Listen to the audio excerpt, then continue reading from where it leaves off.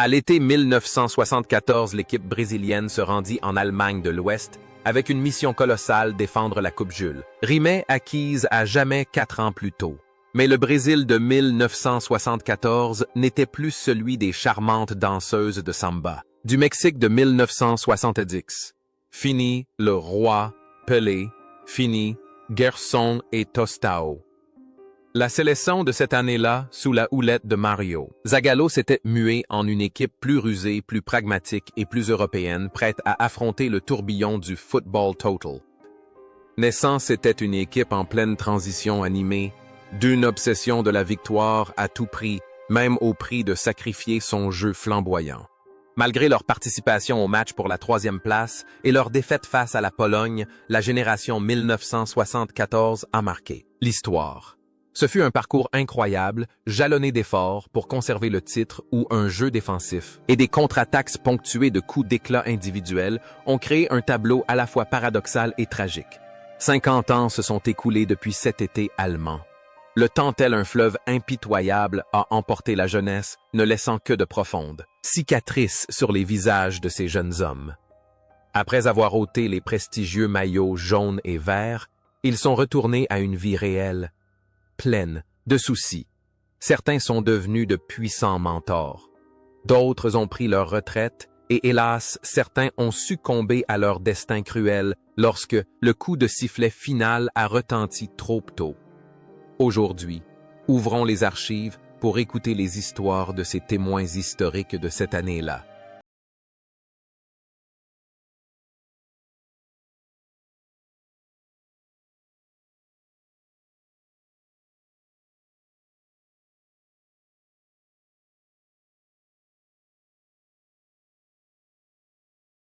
Marinho Chagas, le magicien blond et sauvage, est un phénomène du football brésilien incontournable. À 22 ans, Marinho débarque en Allemagne, comme une bouffée d'air frais avec sa longue chevelure blonde romantique flottant au vent et son poste d'arrière gauche. Marinho refuse de se cantonner à son terrain et se projette sans cesse vers l'avant telle une flèche.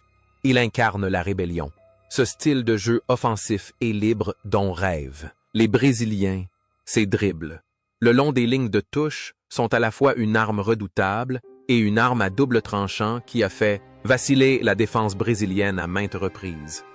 Marinho est beau, Marinho est talentueux et Marinho est aussi indomptable qu'une cheval sauvage.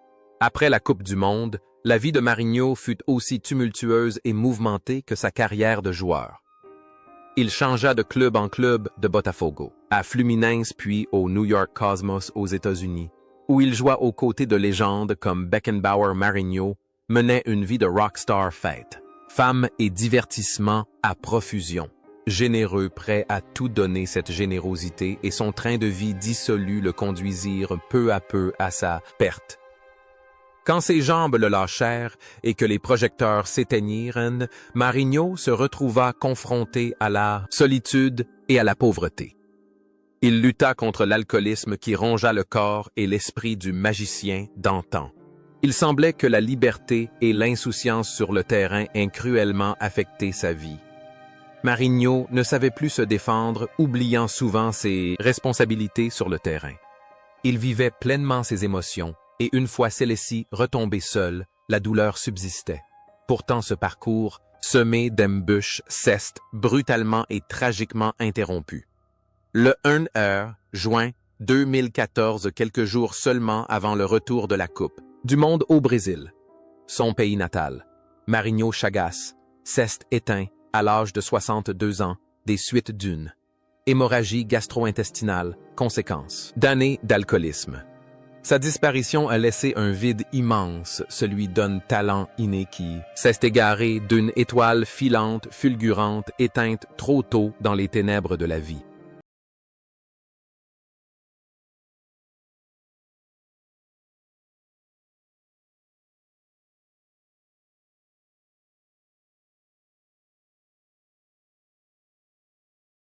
Jairzinho est un symbole du passé.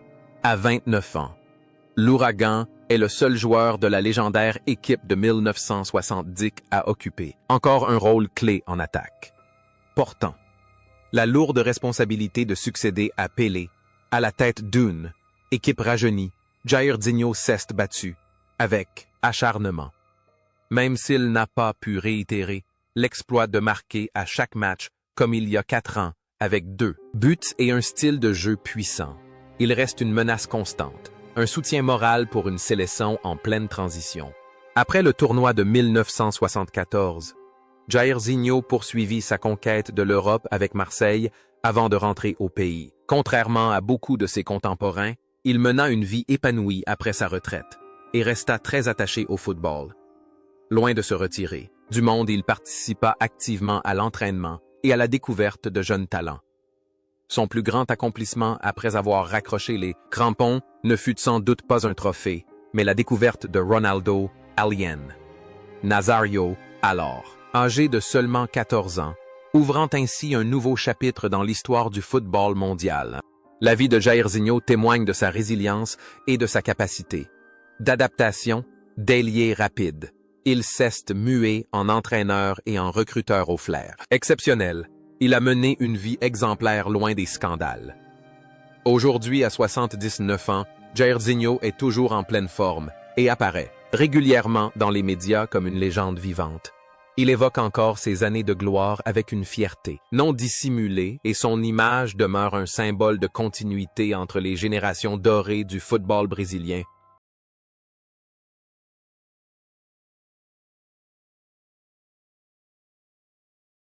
Emerson Leão. Ce gardien de fer à la personnalité fougueuse incarne à seulement 24 ans la solidité et la ténacité dans les cages, contrairement aux idées reçues sur les gardiens brésiliens souvent fautifs.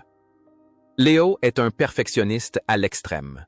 Il possède des réflexes, fulgurance des entrées et sorties de balles optimales, et une forte personnalité, parfois teintée, d'arrogance. Lors de la Coupe du Monde 1974, Leão fut l'une des rares satisfactions, enchaînant les matchs sans encaisser de but et ne cédant que face au jeu total trop imprévisible des Néerlandais. Leão est un stoppeur fiable, une voix autoritaire qui résonne dans toute la défense. La carrière de Leão s'est étendue sur 4 décennies, un exploit remarquable. Après avoir pris sa retraite de joueur, il s'est tourné vers l'entraînement et est devenu l'un des entraîneurs les plus célèbres mais aussi les plus controversés du Brésil, dirigeant la plupart des clubs de son pays et l'équipe nationale. Son tempérament fougueux, sa discipline de fer et sa propension à s'opposer à la presse ou à ses joueurs vedettes étaient les marques de fabrique de Leão. C'était un homme au goût et au dégoût, bien tranché, direct et intransigeant. Dans la vie, Emerson Leão est un homme de famille, mais extrêmement discret sur sa vie privée, propriétaire de vastes exploitations agricoles. Il s'est consacré à l'agriculture lorsqu'il n'est pas sur le terrain. Sa carrière d'entraîneur a connu des hauts et des bas, mais Leão n'a jamais baissé les bras. Aujourd'hui, à 75 ans, bien qu'il ait quitté les plus hautes fonctions d'entraîneur, le nom d'Emerson Leão reste associé à l'image d'un homme de fer qui a consacré sa vie à défendre ses valeurs et ses principes inébranlables.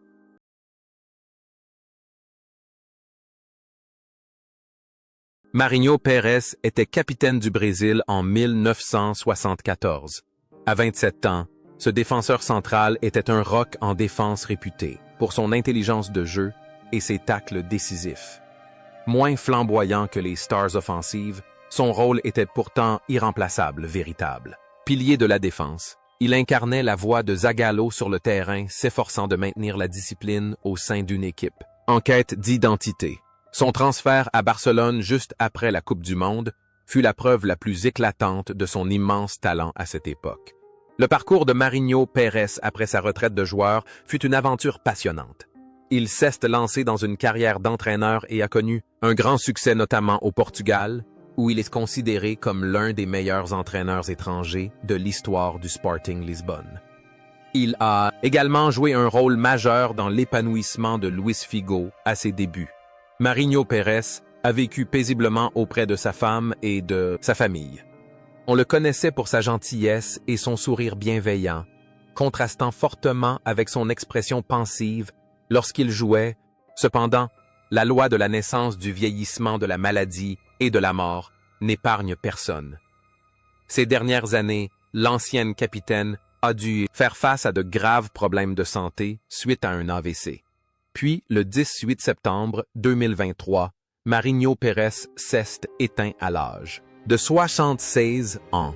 Son départ a laissé un grand vide, non seulement pour le football brésilien, mais aussi pour les supporters de Barcelone et du Portugal. Il est parti en emportant avec lui le souvenir d'un leader discret mais courageux.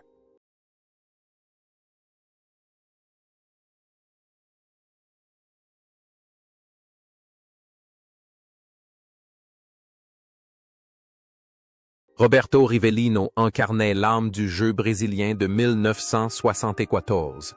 À 28 ans, arborant le légendaire numéro Dix Rivellino, était célèbre pour son tir foudroyant du pied gauche surnommé « coupe atomique » et sa fameuse technique de récupération de balles, dite « Elastico ». Dans un tournoi où le Brésil manquait cruellement de stars, Rivellino dut porter l'attaque à lui seul. Ses 3 buts lors de cette édition témoignent du génie d'un joueur d'exception, un artiste qui s'efforçait de tracer de magnifiques courbes dans le ciel gris. Après la Coupe du Monde de 1974, Rivellino continua à jouer au plus haut niveau pour Fluminense, puis prit sa retraite, en Arabie Saoudite, devenant ainsi l'une des premières grandes stars à explorer ce pays. Après sa retraite, il devint l'un des commentateurs sportifs les plus perspicaces et prestigieux du Brésil. Il n'hésitait pas à critiquer les erreurs de ses cadets, mais savait aussi toujours apprécier la beauté du jeu. Sa vie fut riche et épanouissante. Il fut vénéré comme un roi du football par les supporters de Corinthians et de Fluminense. La carrière et la vie de Rivellino semblent jalonnées de gloire et de respect. Il sait préserver son image et résister à la tentation. Aujourd'hui, à 78 ans, l'homme à la moustache est toujours en pleine forme et sa voix résonne encore à la télévision, véritable encyclopédie. Vivante et du football, il fait le lien entre un passé glorieux et le présent, rappelant aux jeunes générations la valeur de la technique et du dévouement.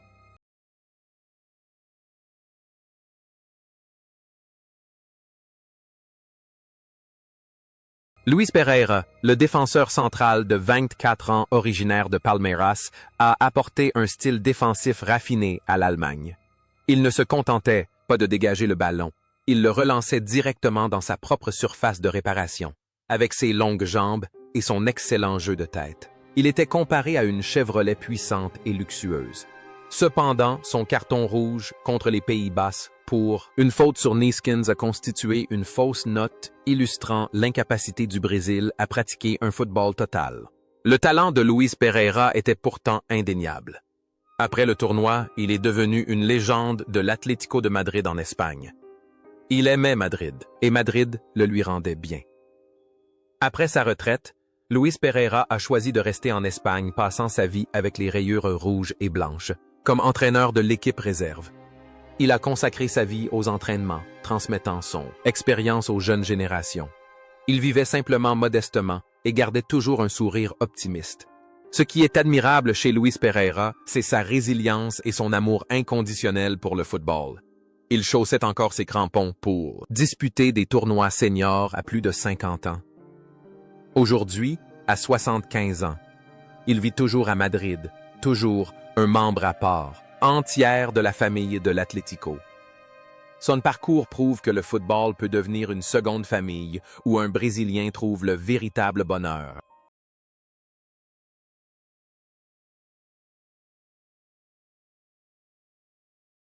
Valdomiro Vaz. Franco dit simplement, Valdomiro arriva à la Coupe du Monde. 1974, à l'âge de 28 ans. Il ne possédait pas la technique exceptionnelle de Garrincha ou Jairzinho, mais il était infatigable et efficace. Évoluant sur l'aile droite, Valdomiro était un travailleur acharné, multipliant les allers-retours. Son unique but du tournoi inscrit contre le Zaïre fut une juste récompense pour ses efforts discrets. Il devint une figure emblématique de l'international, où il remporta de nombreux titres nationaux, loin des terrains de football. Valdomiro menait une vie paisible dans sa ville natale, il ne se lança pas dans une carrière d'entraîneur professionnel, mais consacra une grande partie de son temps à des actions sociales et caritatives. Il créa des projets de football communautaire pour aider les enfants défavorisés, utilisant sa notoriété pour offrir des perspectives nouvelles à des jeunes en difficulté. Il menait une vie sereine, indifférent à la gloire et à la fortune, heureux auprès de sa famille et de ses amis de longue date. Aujourd'hui, à 78 ans, Valdomiro est toujours affectueusement surnommé l'idole éternelle par les habitants de Porto Alegre. Il est la preuve vivante que la valeur d'un joueur ne réside pas seulement dans ses buts, mais aussi dans sa générosité et son engagement discret envers la communauté, même après la fin des matchs.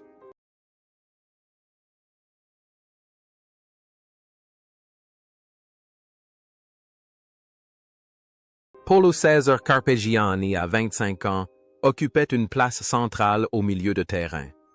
Intelligent, calme et doté d'un sens tactique visionnaire, il orchestrait le jeu permettant au Brésil d'équilibrer attaque et défense, bien que ni particulièrement imposant. Physiquement ni rapide, son intelligence de jeu a permis au Brésil de maîtriser la rencontre dans de nombreux moments difficiles.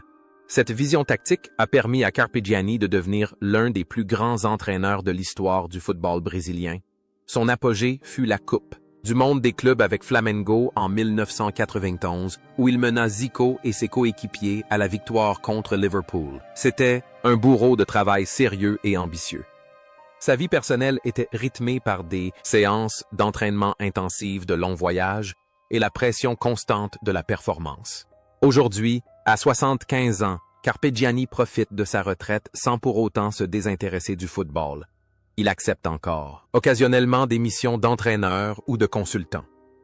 Il incarne à la perfection l'intellectuel du football, ayant, sous ce mois d'excellents joueurs, un grand stratège, laissant un héritage considérable dans le paysage tactique du football sud-américain. Paulo César Caju, un attaquant de 24 ans, était un cas à part, réserviste de l'équipe championne de 1970, il s'y est imposé comme titulaire en 1974. Son talent naturel, sa technique et sa polyvalence lui permettaient d'évoluer à plusieurs postes offensifs. Cependant, en dehors des terrains, Caju était un playboy, notoire, menant une vie fastueuse faite de fêtes et d'aventures amoureuses à Rio de Janeiro. Après des années de gloire à Marseille et dans des clubs brésiliens, la vie de Caju a basculé dans la tragédie à cause de la drogue et de l'alcool. Il a avoué avoir vendu sa médaille d'or de la Coupe du Monde 1970 et son maillot pour acheter de la cocaïne. Il a perdu de nombreux biens, le respect de beaucoup et a frôlé la mort. Heureusement, Caju a fini par trouver la lumière au bout du tunnel. Il a vaincu sa dépendance et a reconstruit sa vie. Aujourd'hui, à 75 ans, Paulo César Caju vit une nouvelle vie.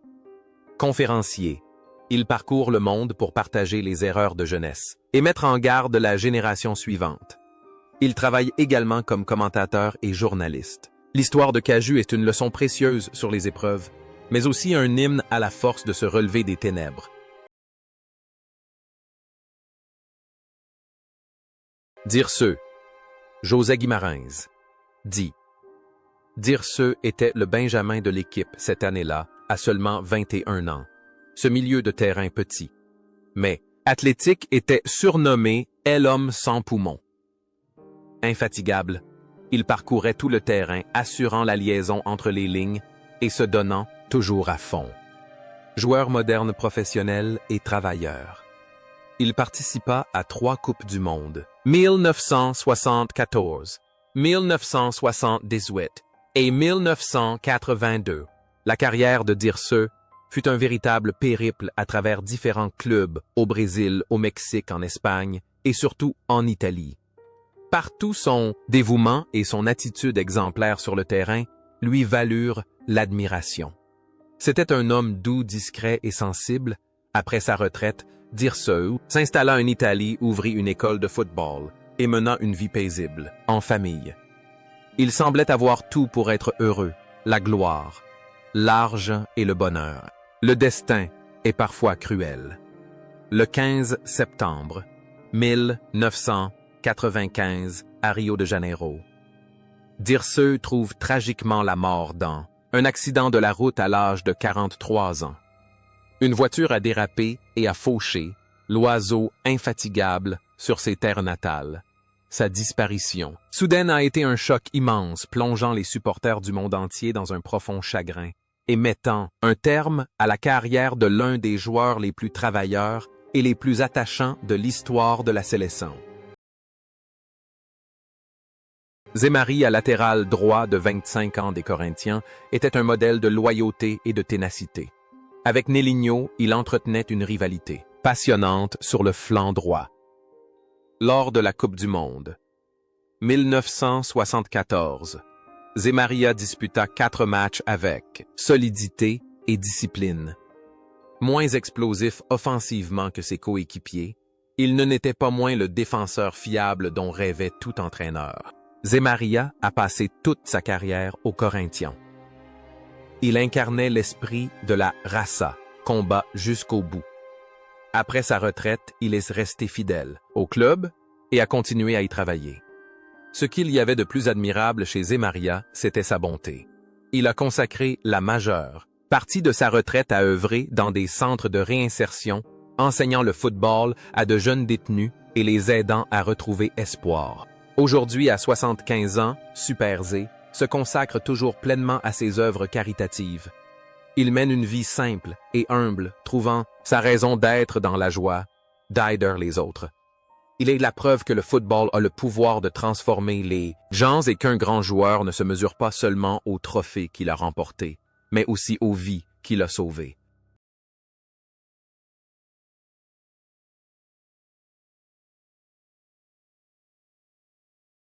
Néligno. Cet allié droit de 23 ans possédait une frappe de loin dévastatrice, malgré seulement 3 matchs disputés lors de la Coupe du Monde de 1974. Le potentiel de Néligno était indéniable. Arrière latéral offensif complet. Il allait inscrire l'une des plus beaux buts de l'histoire de la Coupe du Monde contre l'Italie en 1978 d'une incroyable talonnade en forme de banane. Après une brillante carrière à Cruzeiro et à l'Atlético Mineiro, Néligno s'est essayé à la politique et aux affaires. Il possède une importante chaîne de salles de sport à Belo Horizonte et est commentateur sportif à la télévision intelligent et vif d'esprit. Néligno sait profiter de la vie. Il se maintient en forme et en bonne santé grâce à un entraînement rigoureux. Aujourd'hui, à 74 ans, Néligno demeure une figure influente de l'État du Minas Gerais. Il mène une vie d'homme d'affaires prospère, heureux en famille.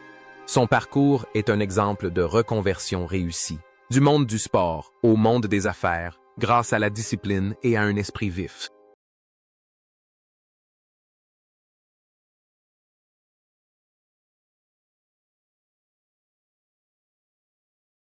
Wilson, Piazza 31 était l'un des vétérans de la Coupe du Monde.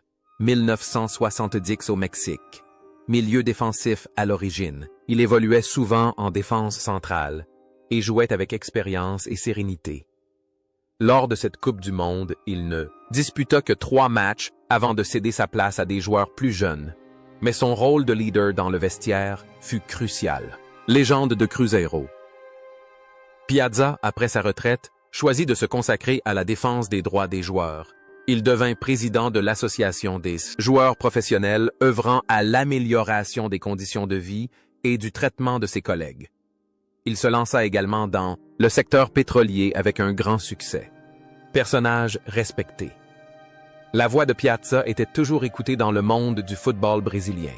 Aujourd'hui, à 86 ans, Wilson Piazza coule une retraite paisible. Figure emblématique du football. De Cruzeiro, il a consacré sa vie au service des joueurs sur le terrain et à la défense de leurs droits en coulisses.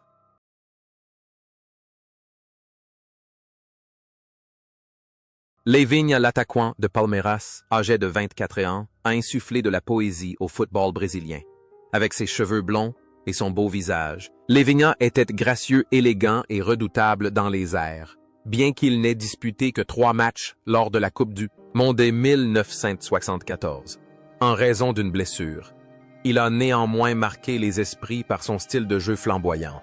Après le tournoi, il rejoint Luis Pereira à l'Atlético de Madrid, où il devient une véritable idole. Sa carrière est freinée par une blessure au genou, mais à chaque match, Layvinha apporte la joie. En dehors des terrains, il mène une vie discrète, loin des projecteurs. Il passe du temps en famille et participe occasionnellement aux événements commémoratifs de Palmeiras ou de l'Atlético. Aujourd'hui, à 75 ans, Layvinha vit paisiblement à São Paulo. Il se contente de ce qu'il a sans regret, du passé. Il incarne l'homme qui a suffisamment de sagesse et qui trouve le bonheur dans la simplicité du quotidien.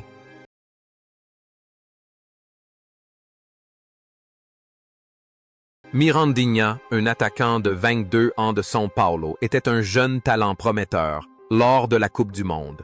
1974, il a disputé 4 matchs, faisant preuve de vitesse et d'agressivité. Cependant, un destin tragique s'est abattu sur lui peu après. La compétition. Lors d'un match contre l'América SP, il a subi une terrible fracture de la jambe, une blessure qui a failli mettre un terme à sa carrière. Mais Mirandinha n'a pas baissé les bras. Il a subi des opérations douloureuses et une longue convalescence pour revenir sur le terrain, même s'il n'a jamais retrouvé son meilleur niveau. Après sa retraite, il a travaillé comme entraîneur et recruteur, s'investissant dans le football amateur. Sa détermination à surmonter l'adversité est une source d'inspiration pour de nombreux jeunes joueurs blessés. Aujourd'hui, à 72 ans, Mirandinha est toujours impliqué dans le football amateur. Il vit modestement mais reste fier de ne pas avoir succombé aux épreuves de la vie.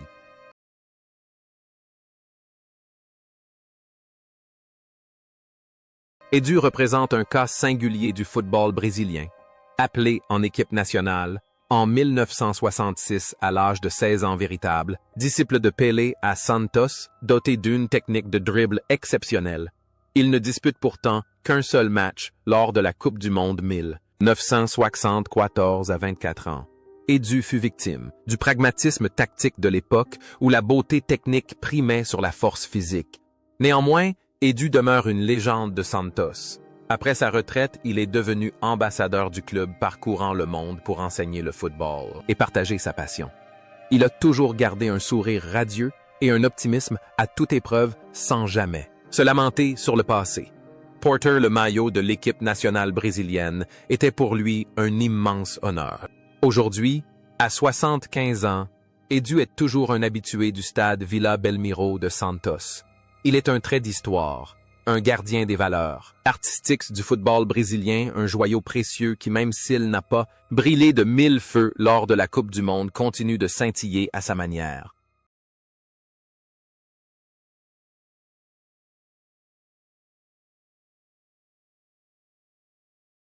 Alfredo Mostarda, milieu de terrain de 27 ans évoluant à Palmeiras, est arrivé en Allemagne en tant que remplaçant.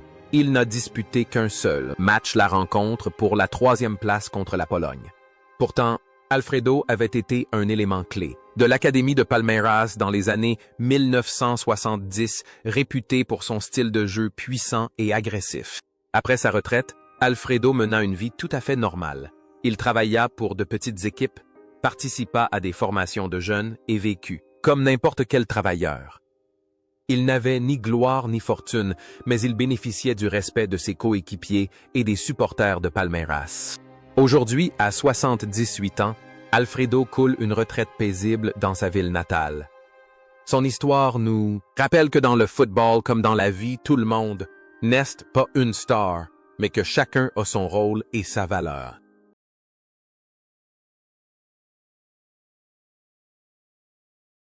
Ademir da Guia fut la plus grande tragédie de l'équipe du Brésil de 1974. Surnommé O Divino, le divin. Ademir était la plus grande idole de l'histoire de Palmeiras, un milieu de terrain talentueux, au style de jeu élégant et raffiné. Pourtant, à 32 ans, il ne joua qu'une seule match, la 3e place sous la direction de l'entraîneur Zagallo, alors que le sort du match était déjà scellé. Ce traitement est considéré comme un véritable affront au beau football. Ademir accepta cette injustice avec un calme remarquable, à l'image de son surnom Dieu. Il ne se plaignit jamais. Après sa retraite, il se lança même en politique et fut élu conseiller municipal de São Paulo. C'était un homme calme, intelligent et d'une grande noblesse de caractère. Aujourd'hui, à 82 ans, Ademir da Guia est toujours une figure emblématique à São Paulo. Il est toujours en pleine forme et rayonne, toujours d'un esprit pionnier. Sa carrière inachevée en équipe nationale n'éclipse en rien sa grandeur, mais au contraire ne fait qu'accroître l'admiration et le regret que l'on porte à ce talent exceptionnel